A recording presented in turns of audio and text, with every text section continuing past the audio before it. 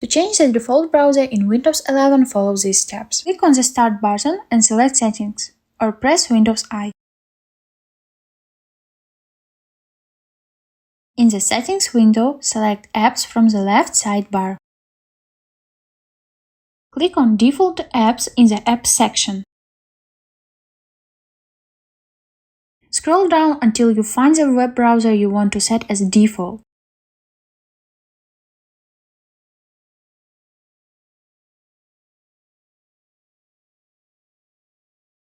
Click on the browser you want to set as default.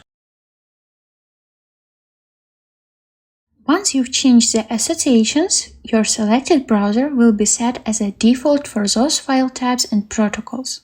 By following these steps, your chosen browser will become the default for handling web-related tasks.